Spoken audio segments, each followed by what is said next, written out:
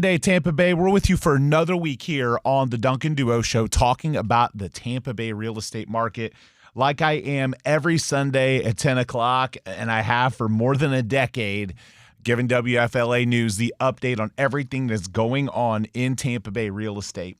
When we aren't on air, make sure to follow us on all of our socials. We are at The Duncan Duo, Twitter, Instagram, YouTube, TikTok, and Facebook. You can search for me personally on Facebook and Instagram as well, searching for Andrew Duncan. I'm the Andrew Duncan on Instagram and Andrew Duncan with the blue check mark on both. So it shouldn't be too hard to find me. There are not a lot of those out there with the blue check mark in Tampa. So would love for you to connect with me on social media as well. Excited to talk to you guys about everything that's happening in Tampa Bay. And first and foremost today, I want to talk about selling your home in 2024. Look, the real estate market the last few years has been a bit of a roller coaster. We probably had our peak real estate market a couple of years ago, which was the kind of post-COVID real estate market that was, frankly, the best real estate market we'd ever seen. And then that translated in 2023 with the rise of interest rates and the change in the economy to probably the slowest real estate market in decades.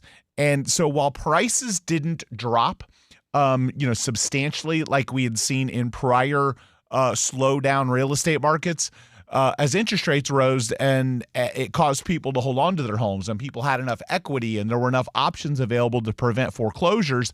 And so foreclosures are what really caused the real estate market to suffer value loss, and I don't think we'll ever see anything like we used to see again. The banks figured out how to exchange assets amongst each other and prevent homes from going to foreclosure and forbearance, and then, of course, they're much more stringent on the loan process, and then the amount of equity that people have, the amount of equity they would have to lose in order to not be able to sell their home and get out from under their mortgage. So that historic run-up has almost, in a sense, protected us, and fewer people have used home equity lines of credit and tapped into their equity. So nonetheless, our real estate market has been on a bit of a roller coaster. So, you had all these crazy bidding wars, and in 2023, a lot of that changed, and it was back to kind of more of a traditional real estate market. In 2024, it's going to be, an improvement from last year in terms of transactions and activity because interest rates have softened. It's an election year. There's some better economic outlook, and Tampa still continues to thrive with population growth. So I want to talk to you about the new rules of selling a home in 2024. The first rule is if you're thinking about doing it and you're curious about your value, just go to DuncanDuo.com. You get a free home value estimate. You get to learn about what's going on in the market. And we had the human element so that we can look at your home's value and determine if it's accurate. Sometimes the algorithms and the data aren't perfect. It's why real estate agents have jobs. It's why a lot of us have jobs and haven't been replaced by AI, because AI technology, while it's an addition to a lot of industries, it isn't replacing us. So the data oftentimes is off, and having the human element with us, you're going to get the data, but you're going to get a human element with someone reaching out to you just as a customer advocate and saying, hey, what can we learn about your house so we can update your value so you can get a more accurate number updated to you every single month. So you can do that at DuncanDuo.com. But so let's talk about some of the old rules versus the new rule. The old rule was sellers will be lucky to find a buyer. That was probably 2023 and some of 2022 as interest rates rose and the market shifted. The new rule is buyers are back and so are bidding wars. Inventory is still low. While it's creeping up a little bit, it's still low. And we are seeing, bidding wars happen again in certain price ranges and neighborhoods. So, the reality is prices rose, but didn't rise dramatically in the last year, and interest rates have come down pretty considerably from the 8s to the 6s now. A lot of people are predicting at some point this year we'll see interest rates in the 5s. So that is fueling kind of a rebound because what it's also fueling is more sellers that are living in homes and didn't want to give up their, 3% interest rate. They're much more likely to do that for a 5% interest rate than they are for an 8. So we're seeing some sellers come on the market to move up or relocate or move down that we weren't seeing last year. The old rule, your home doesn't have to be perfect. New rule, sellers have to work hard to make your house stand out. Obviously, there are plenty of opportunities to sell your home for cash. We do this personally. We buy homes cash every single day. We make offers every day. I don't buy them every single day, but we're constantly buying homes. We represent some large hedge funds that buy homes. and you certainly can sell your home for less than what you could get on the retail market if you just don't want to do anything to it or you don't want it to be perfect. The more perfect you make it, the better your price is going to be. So the new rule is sellers have to work hard to make their house stand out. You definitely need to differentiate yourself. Old rule, sellers may have to slash their price. New rule, patience may be key to getting a higher offer. So in a market where prices are rising a little bit, sometimes if you overprice the home, the market will catch up. Pricing the home from the jump is still very, very key, but people are taking a little bit longer to make decisions, and certainly sometimes it isn't necessarily just the price of the home, it's the marketing and different things. So, the home not selling isn't always a condition of price. Old rule, sellers couldn't negotiate much. New rule, there's more room for haggling. So again, sellers are in the driver's seat in a lot of neighborhoods in Tampa Bay. Old rule, don't sell now because you'll have a hard time finding your next home. New rule, now is as good a time ever to sell your home. Activity's picking back up, which is driving more inventory, so you're going to have a few more options if you go to buy. So the likelihood of you not finding a good home if inventory rises just a little bit. And when I say inventory rises, I don't want anyone to get spooked and think, oh, we're going to have all these homes come on the market. We're hovering around like 3 months of inventory in a lot of neighborhoods across Tampa Bay. A balanced market is considered 6. So we can use a little bit more inventory without changing our real estate market too much. And I believe we'll see that as the year goes on with more and more home sellers deciding to trade up or trade down and give up their 3 or 4% interest rate for a 5 or 6% interest rate that they wouldn't do for 8. And that will create inventory of homes on the market. So definitely some changes in our market this year. I think now more than ever, though, one of the things I've noticed the last couple of years, prior to last year, a lot of people got into real estate and they probably were able to become more successful because the market conditions allowed it. It was a lot easier to sell a house when the market was on fire and interest rates were at 3%. As the market changed, a lot of those agents really didn't up their skill level, but they continued getting clients. And we're seeing more and more of those clients come to us dissatisfied that their home hasn't sold. More and more expired listings, more and more canceled listings because those agents haven't been in a market where there were challenges. They didn't know how to handle it. They didn't know how to get creative. Having been around for 20 years in this business, I've seen the ups and downs of every real estate market. So we know how to pivot and navigate and give our clients the right advice no matter what's going on in the real estate market. And now it's a skill-based market where you really need to have an understanding of what to do to uniquely have a house stand out and how to market it, how to spend money on generating eyes and interest. Just like I'm spending money to sit here talk to you today, I'm spending money to get exposure on our listings, and a lot of agents are cutting that as they had fewer home sales last year and slower income. They're saying, okay, this year, what am I going to do?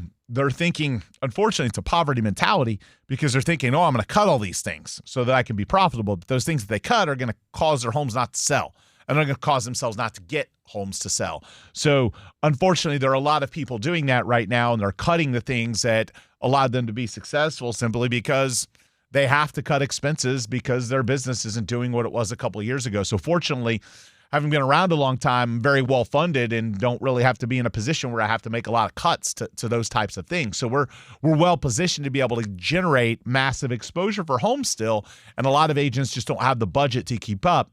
So they're listing homes, and then homes are failing to sell.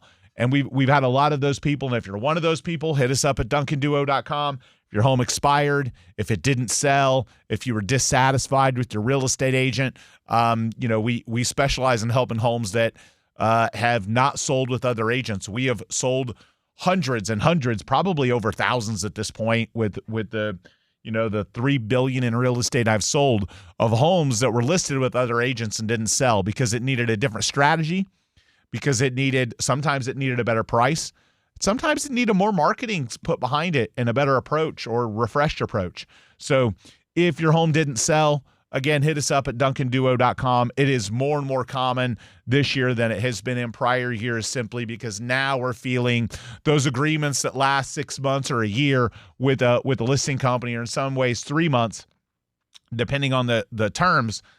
Those are now starting to expire because those were listings that were taken in 2023 from people that really hadn't been in challenging markets, and now those homes have failed to sell because the agent really didn't know how to adapt and pivot. So if you're one of those people and you want a new, refreshed approach, we would love the opportunity to help you get to the finish line in 2024. And honestly, just look at it from a different approach.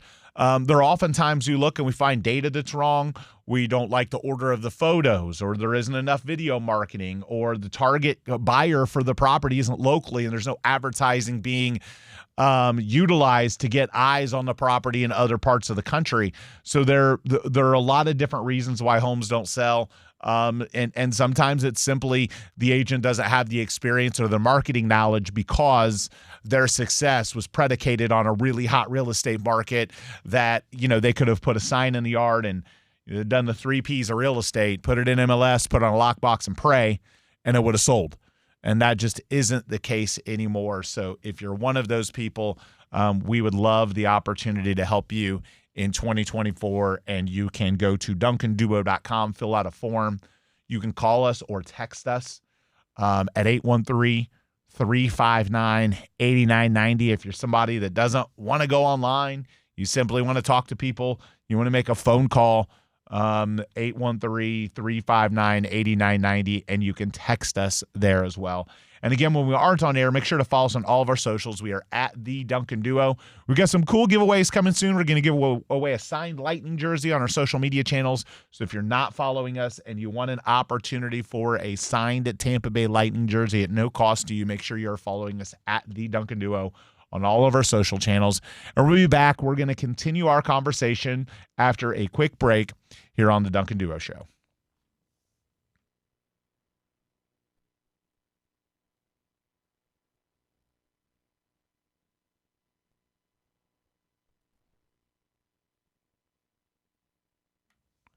So we're back here on the Duncan Duo Show talking about the Tampa Bay real estate market. Andrew Duncan with the Duncan Duo team at LPT Realty. If you're thinking about a real estate career change or thinking about jumping on with the #1 team in Florida, hit us up at jointheduo.com. You can register for our career night or apply for any one of our open positions or book a consultation, even if you're not interested in our team, but you're interested in LPT Realty. New cloud-based brokerage that is the fastest-growing real estate brokerage in the country. Just hit us up at jointheduo.com. I want to talk next about condo associations and homeowners associations. And, it's interesting because there are a lot of people out there that don't understand the pros and cons of homeowners associations. And there are pros, right? There are cons. So I want to go through that a little bit, because as you're deciding whether if you're going to buy a property in 2024 and you're deciding whether or not you want to be at a homeowners association community, this is the segment for you. So listen up. I'm going to give you some knowledge based on thousands and thousands of home sales, customer feedback, surveys that we've given to clients, and surveys that I can see, homeowner satisfaction surveys that large data organizations have done to determine this. And 89% of people feel that they have a very good, or neutral, basically opinion or satisfaction with their condo or homeowner association. The interesting thing that I found about this was the neutral part of it for me. They viewed the neutral as a positive. You're paying those people money. Neutral to me is a negative. Like, if you are really indifferent about your condo association, to me that's negative, because you're paying the money. If you're paying something money, you should have a positive experience. And if you don't, to me that's negative. So when I read this, they said 89%. To me, it was kind of a pro puff piece. This article I read about, condo associations. In my opinion, 66% of the people had a positive rating, 34% did not. And so why did the 34% not, and why did the 66% say that they did? Condo associations and homeowners associations, they maintain order. They keep a community looking nice. They police the members to ensure that there's a certain standard or uniform that they protect the property values by keeping people from parking stuff in the yard or not maintaining their property or trimming their shrubs. So the downside of homeowners association, those 34%, to me, comes from when homeowners associations try and govern a little too much. They try and over govern in a community. And they have the people that are driving around during the day because they don't have a job or they're retired and they just look for, the simplest of little things, or they have a vendetta against a neighbor. So they tell them their trees are off, or, they find violations instead of really just using common sense. Unfortunately, sometimes who is picked to govern in a condo or homeowners association, it is a popularity contest. Everyone may like, Susie from Unit 203, but Susie from Unit 203 may have absolutely no business sense, no idea what her decisions are going to do from a financial perspective for the community, and may have a very narrow view of what should or shouldn't happen. Her political alignment or belief system could relegate you to some loss in your community or a lot of hassles. So the 1/3 of people in the study that are disappointed with homeowners associations, generally because of that. It's an overreach. It's too much governing. It's lack of common sense, and truthfully, just over the top, overzealous pursuit of paying attention to rules. So. There are plenty of people that love rules, or plenty of people don't. I'm personally not a homeowners association person. I don't know that I'll ever live in one.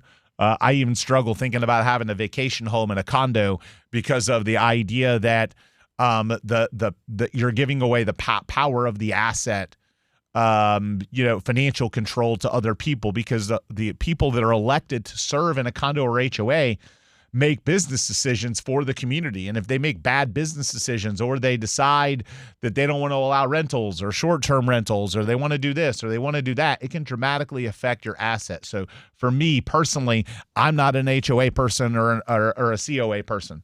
There are plenty of people that are.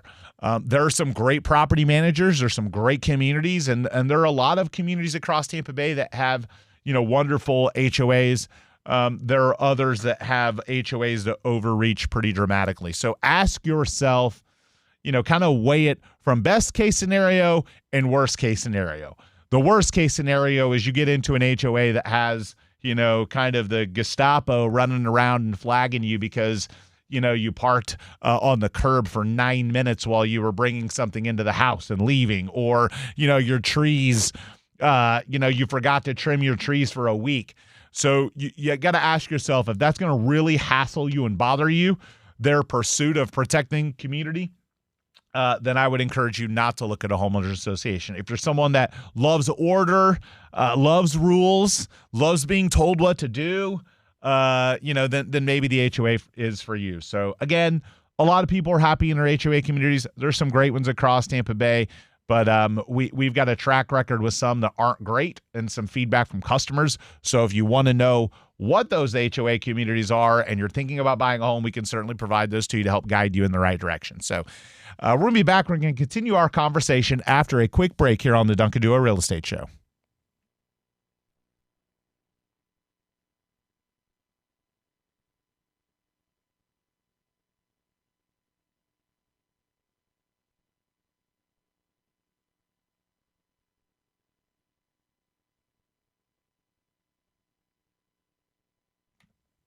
So we're back here on the Duncan Duo Show talking about the Tampa Bay real estate market. If you're thinking about your home's value and you're curious what's going on in your neighborhood, go to duncanduo.com or text us at 813-359-8990.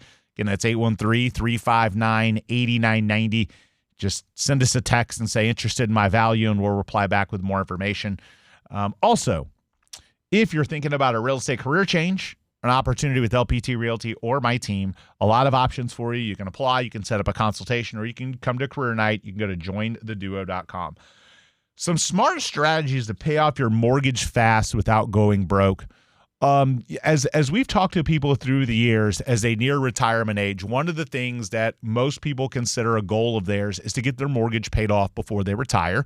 because they want to not have that kind of around their, that kind of, that burden that they have to pay every month. And so there are ways that you can use strategy to pay off your mortgage quicker while not making it feel like you're doing so. One of those is make one extra payment each year. So if you make one extra payment each year, every 12 years, you're knocking off, you're going to knock off a year. So my math on that may have not been right. But if you make one extra payment per year, after every 12, then you've knocked off a whole year. But you're also, you're paying down the asset, so you're eventually going to improve your equity position. You can add a little extra to each month to your mortgage payment. Let's just say your mortgage payment is $2,000. You can make $2,100 a month, and you're eating away at the principal. You're reducing your costs. You're reducing the interest that you pay. You can refinance to a shorter term loan. I'm a big fan of 15-year mortgages for a lot of people. The interest rate benefit, it can be more advantageous in a 15-year mortgage. And truthfully, 30-year mortgages, the likelihood that you're going to live in a home for 30 years today is just so slim. 15-year mortgages truly allow you the opportunity, the chances of you paying it off while you're still there are much higher. It stretches you a little bit, and it's an automated savings account. If you're someone who struggles with saving and putting away money, so there are a lot of people out there that struggle, that have debt, that don't have that don't pay themselves first, that aren't able to build a nest egg. A 15-year mortgage is an excellent option for you if you don't have financial discipline, because it disciplines for you. You're going to pay off your mortgage while the value is going up.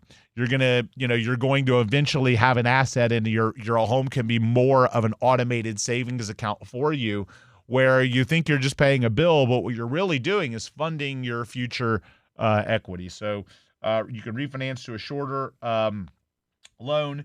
You also don't have to you don't have to follow the bank's amortization schedule. You can create your own amortization schedule that's more aggressive and tactic than simply tossing a little extra cash in your mortgage principal each month. If done right, with your lender's help, an amortization schedule will mimic the effect of refinancing from a longer-term loan to a shorter-term period. So, for example, if you said, instead of, I don't want to go all the way to a 15-year mortgage, but I'm in a 30-year mortgage, and I want to pay my mortgage off in, 25 years. Well, you may not have 5 years of money sitting around to just lop 5 years off of your payments. So what you can do is you can do the math to escalate and make, higher payments over a period of time and have it grow. So, if you're someone in a field that has your salary typically rise, you can kind of automate this process and tell yourself and earmark yourself what you're going to pay on your mortgage to pay it off quicker. One example would be, let's just say that you work in the tech industry, and that you're going to, in 10 years, you're going to make double or triple the amount of money. So you can kind of, run an amortization schedule that has you paying, kind of the normal mortgage, and have it kind of slowly escalate, and then at some point start escalating a little bit more aggressively in order to pay your loan off quicker. I had a friend a few years ago tell me that he didn't want to do a 15-year mortgage and he didn't want to do a 30, but they didn't have an option, anything else. So he simply used his own schedule himself paying it off in 23 years. That was his goal, was to have his home paid off in 23. And can you really afford to pay off your mortgage early? Again, it depends on your financial goals and your spending. Maybe you can't. But even if you could just contribute a little bit extra to it, it's money that, again, is going into your equity. You have to think of it like an automated savings account. If you're someone that has, poor financial discipline, it can go it can go in a really good direction for you to improve your equity position and pay off your mortgage, a little bit quicker. So again, you're listening to the Duncan Duo Real Estate Show. When we are on air, make sure to follow us on our socials at the Duncan Duo, Twitter, Instagram, YouTube, TikTok, Facebook. We are on all the socials. I did a couple of videos this week that one of them was pretty funny, and it was basically that if you're getting into real estate because you want more free time, you're going to be broke. So you can watch that video on our socials at the Duncan Duo. I know it's on Instagram and on my personal Facebook. So finally, America's home inventory is rising.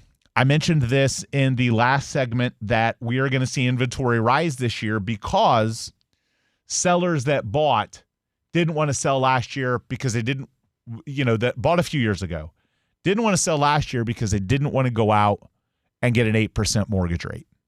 Now they look at it and say, hey, I can get a 5% mortgage rate. It's not quite the 3 that I have now, or I can get a high 5s or a low 6s, or, everyone's credit score and income's different, so it varies. But let's just say I can go out there and make that happen. That's close enough. And so what's happening is, and even people that have 4% interest rates when it's in the 5s, now they're back to looking to move again where they weren't when they were in the 8s. So what's going to happen is we are going to see inventory rise. Now, in Tampa Bay, that inventory is going to get gobbled up because we have pent-up buyer demand. We have plenty of people sitting on the sidelines. Lower interest rates created more buying power. It created more consumers able to buy, and it's knocking some people off the fence. So that inventory is going to get gobbled up here. It's not always going to get gobbled up in other parts of the country.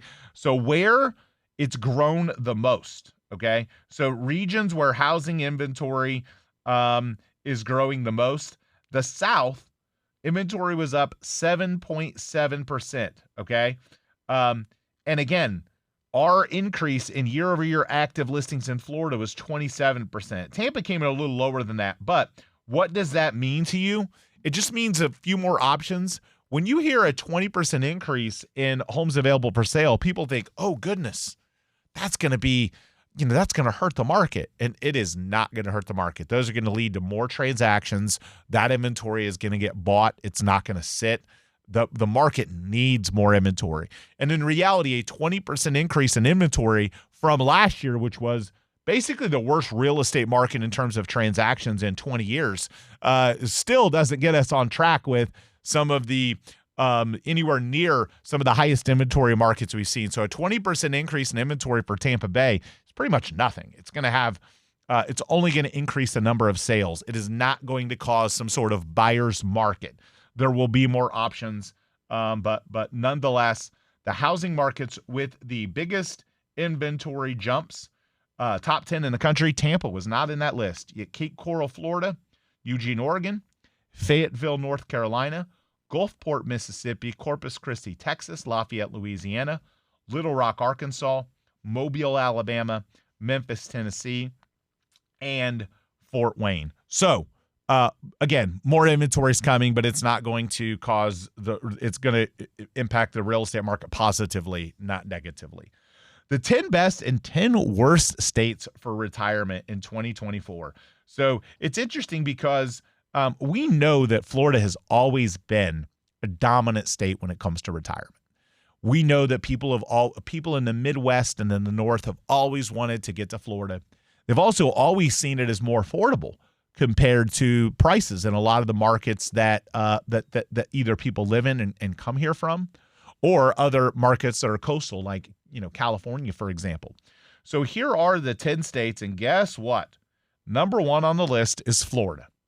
Number 2 is Colorado, and I just want to say those people are crazy and stoned if they want to go to Colorado and retire because it's freezing there. Virginia, Delaware, Wyoming, Idaho, New Hampshire, Minnesota, Montana, and Pennsylvania. The worst states to retire in, which this I found rather interesting, Kentucky. Kentucky was considered the worst state to retire in despite having one of the lowest median home prices in the country. Apparently, people just don't love Kentucky basketball enough to want to retire there.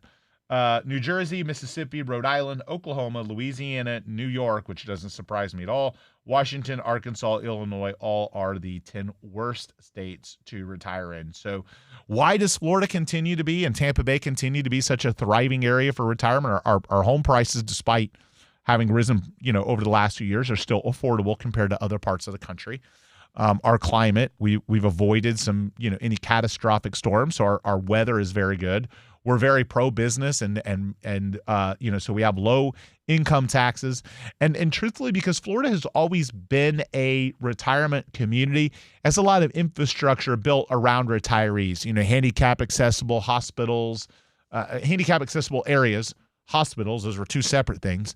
Hospitals that are catering to retirees, golf, the weather. As people retire, they don't like to be in the cold as much, so it's a little more challenging on their body. They like to be in the warm. And I think just in general, a community that's always been branded as a retirement community with beaches and waterfront. So we're always going to stand out as a retirement community. We're always going to be in that top 10 list. I can't see that changing anytime soon. But nonetheless, that is a major driver of the Tampa Bay real estate market, and probably always will be. So when we aren't on air again at the Duncan Duo, go to duncanduo.com if you're curious what's going on in your neighborhood. You want to know what your neighbor's home sold for. You want to know what's going on, how long the homes have been sitting, what automated evaluation, what numbers your home value looks like. And you can go to duncanduo.com to do that. And we'll be back. We're going to wrap up with the last segment after a quick break here on the Duncan Duo Show.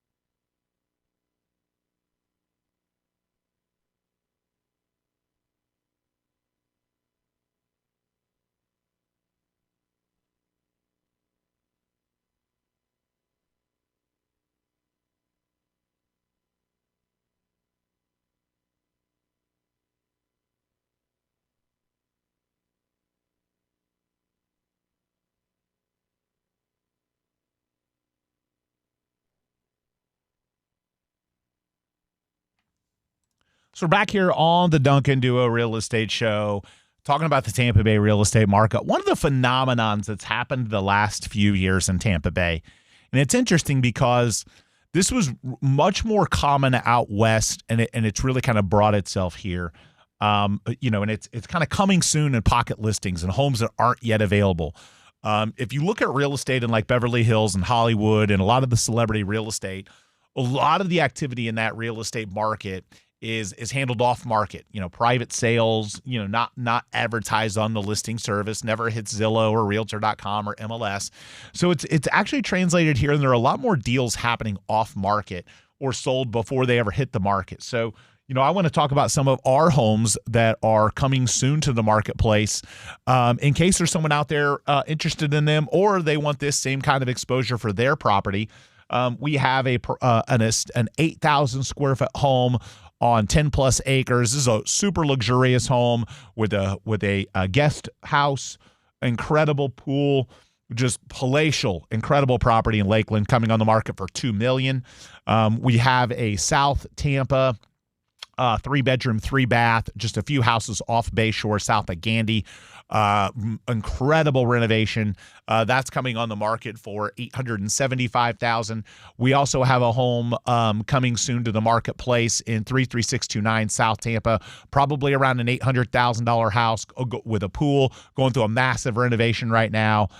2,000 square foot house, 3 or 4 bedrooms, depending on how it gets laid out. But nonetheless, a lot of luxury real estate and a lot of the high-end sells that way. We're talking to a client about a $2.5 million downtown luxury waterfront St. Pete condo. So if you have a high-end property and you want that kind of exposure, or you're someone that fits the criteria and you're interested in one of the properties I just spoke about and you want more details, send us a message on one of our socials at the Duncan Duo, or call or text 813-359-8990 and mention that you heard me talk about a property on the radio show. We'll make sure to get you to the right place. But again, it's something that happens and is going to continue to happen in the high end of our real estate market because there is enough demand and consumers in that space want something unique.